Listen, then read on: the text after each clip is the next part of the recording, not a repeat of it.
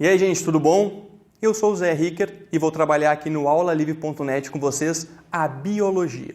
A nossa biologia começa pela citologia. E o que seria esta citologia? Citologia é o ramo da biologia que estuda a célula. Para apresentar para vocês, nós temos algumas células.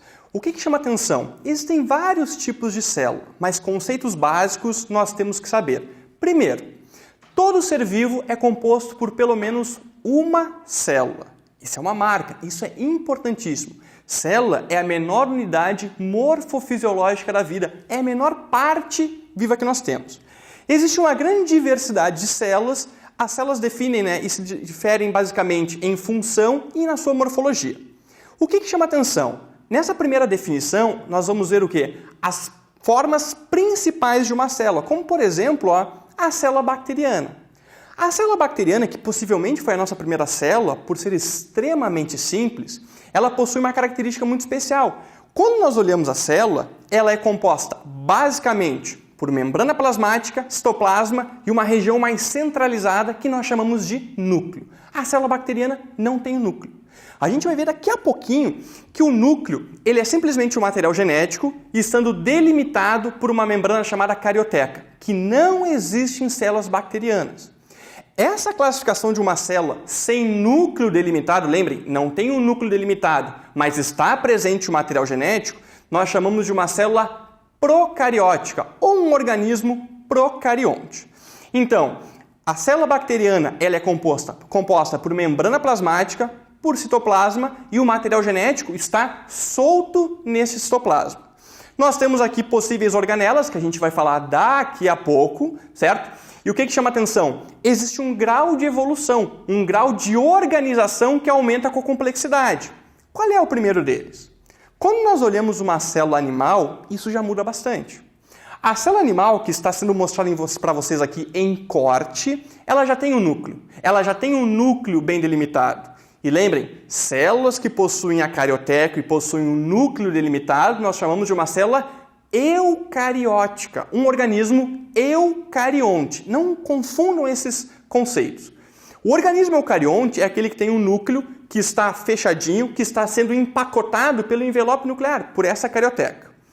Mas para falar da célula, nós vamos fazer uma viagem que vai ser de fora para dentro. Ou seja, nós passaremos pela membrana plasmática, vamos ingressar no citoplasma e o nosso ponto final será no núcleo. Primeira coisinha, quando a gente olha uma célula, no caso dessa célula animal, o que é bem marcante? Ela tem ao redor dela um envoltório celular, que daqui a pouco eu vou provar para vocês também.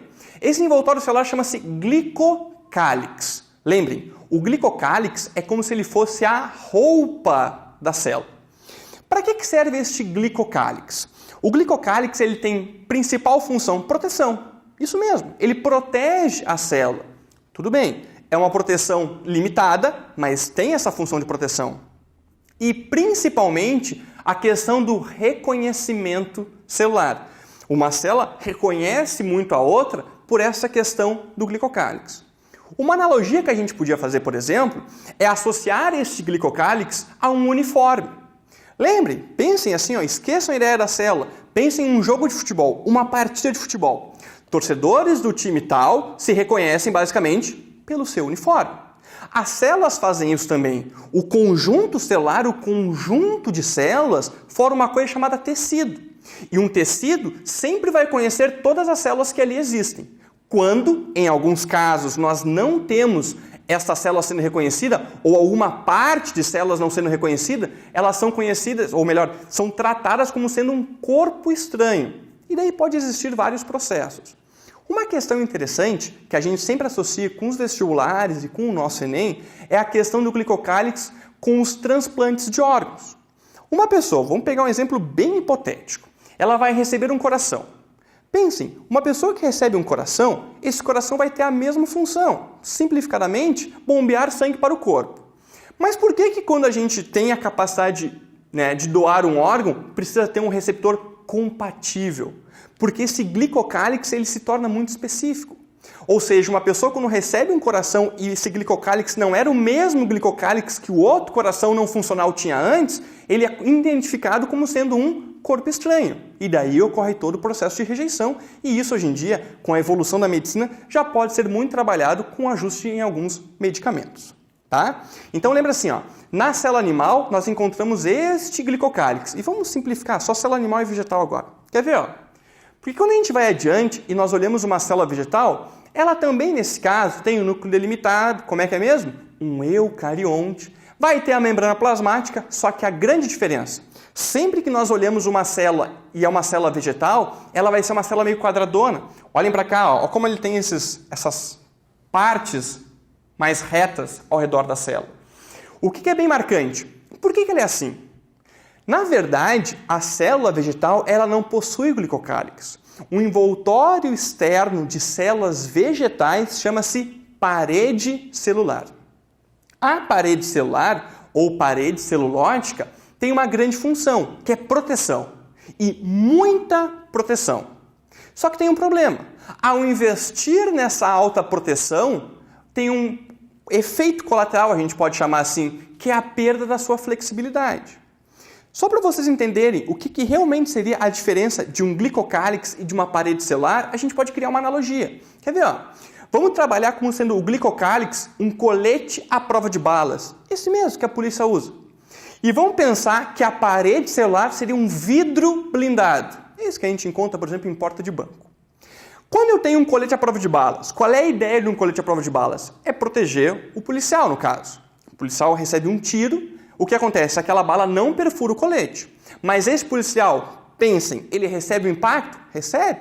Machuca, pode fazer uma lesão de costela ou algo parecido, mas protege? Protege. Agora, se alguém está dentro de um vidro blindado e recebe um tiro, o que acontece? Absolutamente nada.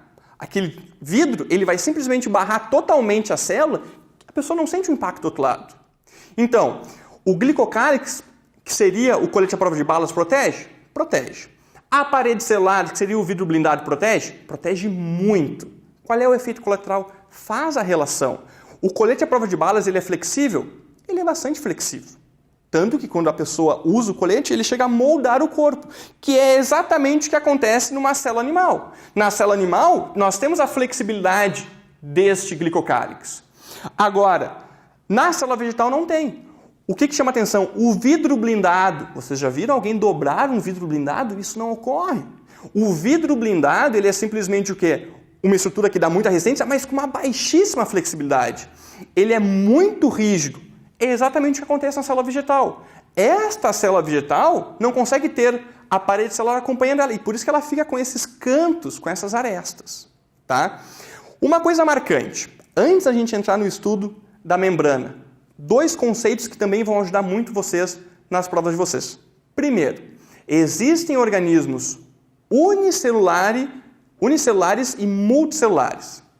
Unicelular acho que faz bastante sentido, né? É aquele composto por uma única célula. É aquele que é a célula. Aquela nossa bactéria que nós tínhamos visto antes. Agora, os multicelulares, ou também, dependendo do autor, chamados de pluricelulares, eles têm o quê? Eles têm a formação de tecido. Ou seja, todo organismo pluricelular ele é composto por mais de uma célula. Basicamente, o que a gente consegue entender, na verdade, pela diferenciação de uma célula a célula, é uma mensagem. É uma mensagem que vem lá do núcleo dela. Ou seja, células conhecidas, uma célula de tecido epitelial, bem justaposta uma à outra, ou de repente nós temos um neurônio todo ramificado. Aquelas duas células são diferentes porque essa mensagem, para ser diferente, o que dá essa morfologia para a célula, veio lá do núcleo, de uma mensagem que vem através de um processo chamado síntese proteica, ou síntese de proteínas. Mas isso é assunto para outra hora. Certo, gente? Tudo de bom para vocês, forte abraço, te vejo em breve.